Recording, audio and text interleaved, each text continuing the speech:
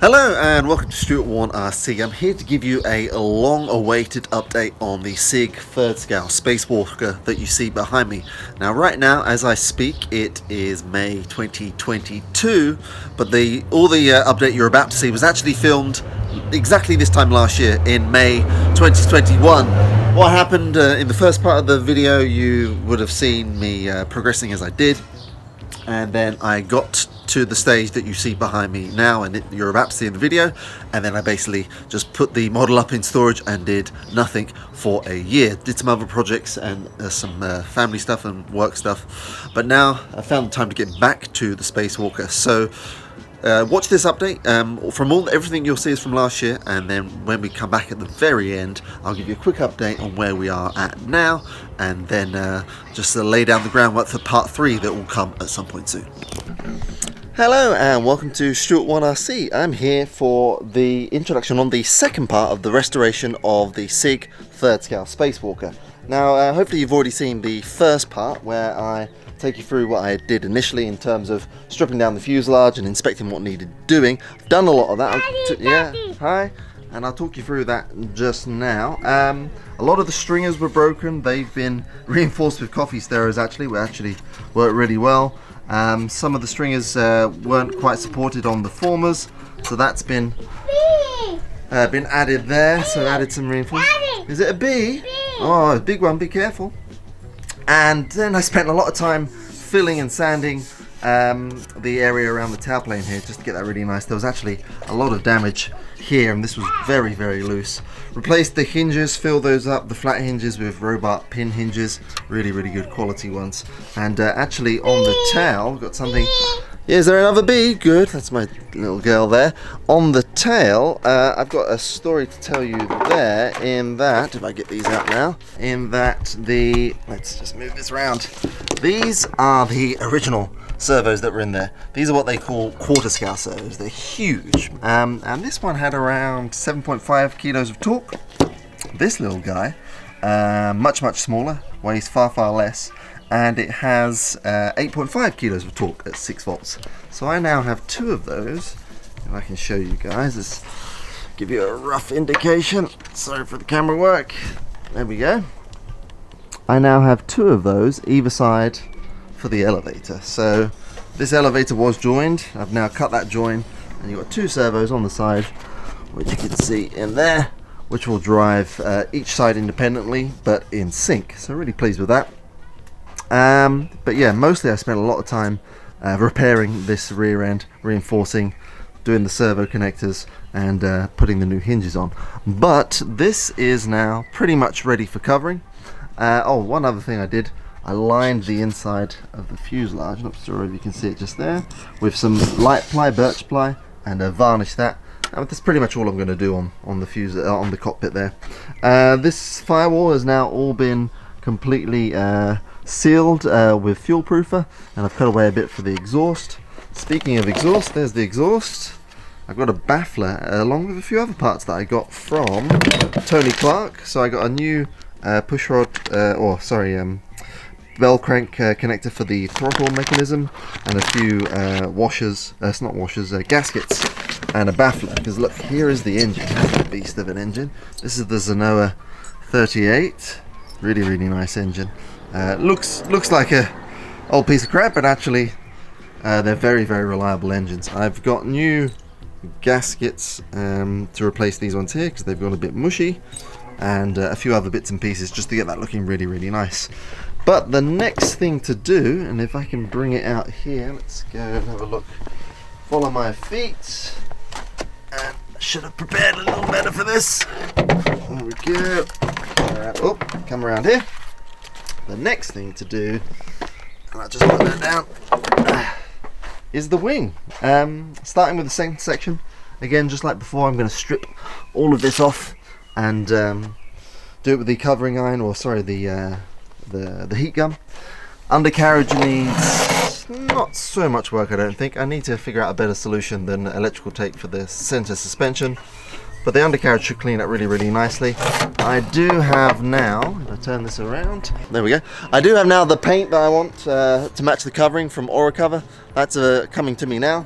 I've got those components for the Zenoa engine, and this second part of the update will be about the wing, and then it will be about running the engine as well. I think I'm probably going to run the engine, get that going, and get the wing complete. So that means by the third part, hopefully, everything will be, we'll move on to the covering stage, or we may have even begun covering at that point, and then hopefully a flight will come in the next, well, who knows, hopefully before the summer's out, let's see. Anyway, that's it, let's get on with part 2 of restoration of the SIG Spacewalker.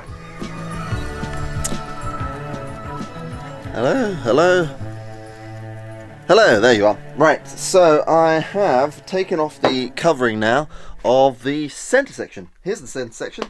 Here's the covering under here. There we go. Years old. It's done its job, served its purpose, now it goes in the bin. The wing centre section is not so bad. There is some damage, I'll talk you through that now and what I think I'm going to do to repair that. But once I've done this centre section, I'm going to move on to the outer wing panels. There's the fuselage again, waiting in the shadows. So, first of all, there has been some damage here, and you can see it's been so poorly or hurriedly repaired that they still left the pins in. There's the little pins that you use to hold the wood on. I turn this over, you can see that the sheeting here is gone. They've actually sanded it so thin that it's really weak, so I'm going to skim that with some light birch ply. In here, they've actually, it's going to be awkward, but I'm going to try and get a shot of it. Let's see what we can do. In here, they've actually, oh, to the underside. They've actually, there you go, you can see it now. They've actually tried to skin or line the underside of the skin on the center section, and it's actually come unstuck and it's just loose. So I'm going to try and get some CA under there, but what they've done here, which I like, and I have seen before, I've not done it myself, is use expanding foam. That really helps reinforce the underside of the skin. So I'm just going to use expanding foam in that center section. There you go, it gives you a better shot of the center section. I like this wing, it actually looks much like a full-size wing with these ribs. I really, really like that. So I'll put expanding foam in the center there. They've used glass fibre strip to reinforce the wing center. There are some dry spots, as you can see here and a few other places. I'll go over that with some finishing epoxy, get that done. Now here on the front, this is residue from the exhaust. What I've been able to do as much as possible with this really handy tip, brake cleaner. Use brake cleaner if you want to clean off old oil-soaked, fuel-soaked wood off of the model. Use brake cleaner. It does a really, really good job of getting all the loose residue off. What you're seeing that's left now is all the oil residue that's actually in the wood, but it's only down, as you can see there, just a little bit into the wood.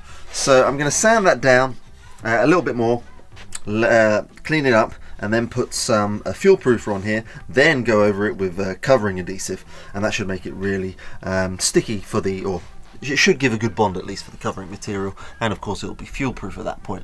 Now the only other thing to mention, if you can just see here, see how this part is not quite flush with the part of the wing here, nor is it flush here where the undercarriage mounting blocks are. So this whole section here, and it's the same story here, I'm going to get some 1mm lightweight balsa and some filler, and I'm going to fill that all in and make it all nice and flush. So not only will it look better, but it'll be much easier when it comes to covering. Need to do a little bit more reinforcing there and fix a few places like at the back here that you see, but that's pretty much it. The center section, like I said, after this I'll go on to the wings, the outer panels, and then we're getting there. We really are getting there. I actually received the stuff from Orica that I needed. Some materials and bits and pieces, will come on to those later. So that's it for this little section. I'm going to get on with this now after a cup of tea, and then, well, who knows, in a few days, maybe a week's time, we'll get this done, and then we'll go on to the outer wing panels. Alright, see you in a bit.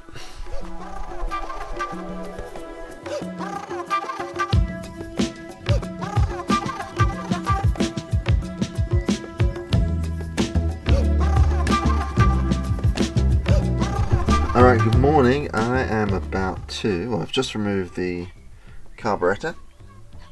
There it is. And I am looking at gaskets. Now that's the gasket on the rear. It's quite compressed now, so I'll probably change that with the one that I've got here. Now this is the one. You can't see it now, but you'll see in a second. I'm going to take this off. It looks really quite mushy. So let's have a look at that. Okay, alright, let's see. Yeah, a little bit grimy. That's alright, that will clear up. And look at this gasket. And there we go.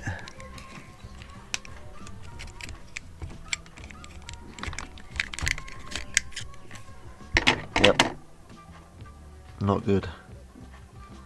See it there? Not good. Good! That's alright because we have a new one. Alright. And keep going on with the engine a little bit more. See where it takes us. So I've been busy. It looks pretty much like it was, except for I have replaced those gaskets. Now you can see just how gummy and crappy that one is. Then the diaphragms. This is one from the one side of the carb. If you can see that there, the carb and the diaphragm and the gasket, quite worn, quite brittle. And then I had another one somewhere. Here it is. The actual diaphragm from the original one. See, it's a bit dry. Yeah, it's looking worn. Anyway, I got the diaphragm or repair kit for these engines, and those new diaphragms have now been put in, soaked with a little bit of fuel. That's just some fuel, and I put that over the diaphragms before I then reinstall. That will ensure that the engine sucks through fuel well. So get this back together. Then I think not today, but I think I'm going to try and get this engine running at some point very soon.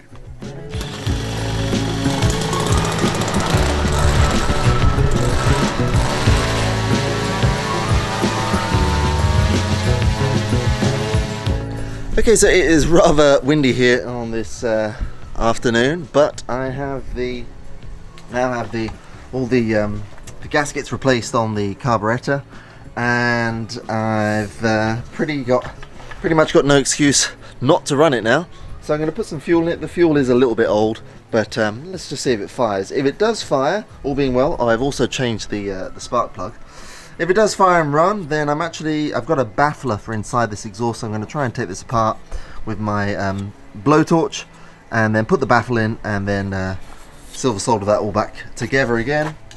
It's the original prop that came on it, 20 by 8. I'll get a new one when I come to fly it, but for the purposes of test running now, it should be fine.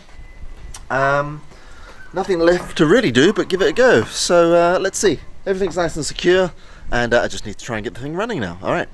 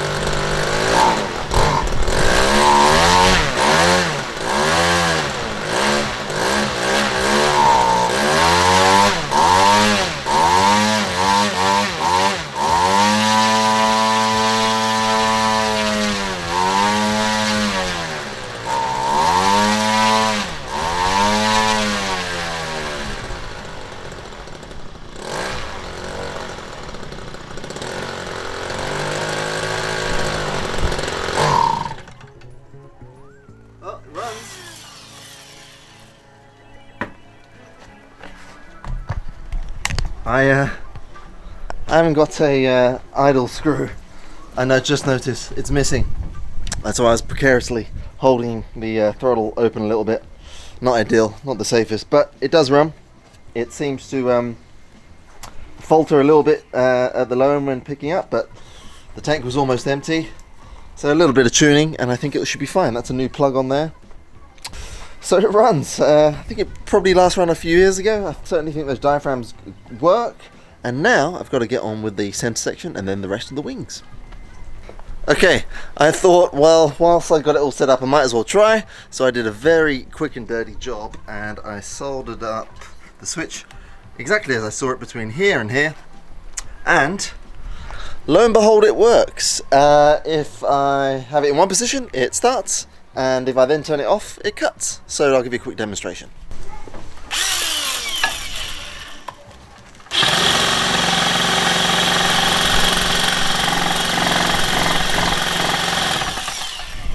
Nothing, switch it again.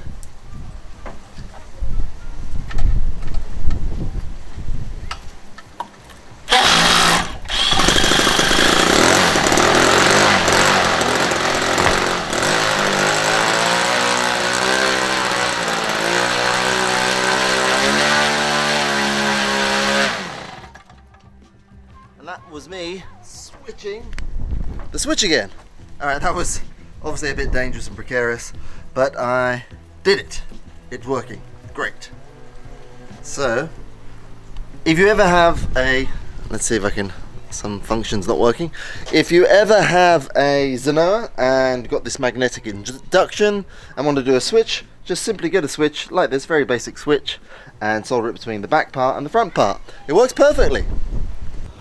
Okay, so there you go. As you see, I've done quite a bit of work on the model. That was last year, and since then I've done a little bit of work, probably a few more weeks of work in the evenings to get to the stage it's at now. We'll go on to that in a second. Also, you saw the switch that I added to the magnetic induction ignition, which worked very, very well, so I'm really pleased with that. And well, let's give you a quick rundown of where I am right now, because that will lay the foundations for part 3 that should be coming at some point soon.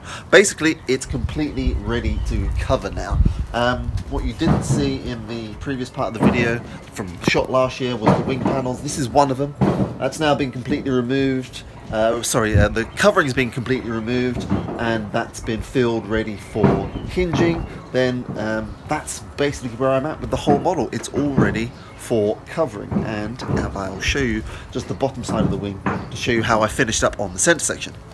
Alright, so here we are with the centre section, which, as you remember, was a really big task to do for me. But it's now been completely filled. All that damage on the tip is gone. Lots of filler primer as well to get that silky smooth. This is all flush now, as you would like it to be, or as I would like it to be. And a little more work there on the tip. You can see that it's all filled and flushed. And also you can see the new expanding foam that I put in there to really strengthen that up. Same with the wing, you get a better view now. So expanding foam placed all the way along here. The tips sanded flush, and these old hinges removed, and that's now ready for the hinging of the ailerons. And then it's pretty much ready to go. Old servos will be removed and replaced with new ones. So yeah, that's it.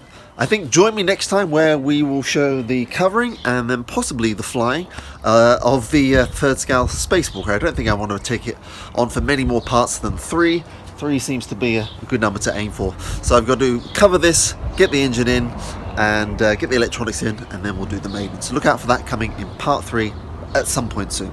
Thanks for watching all the way to the end, and I'll see you next time here on my channel, Stuart Warne RC.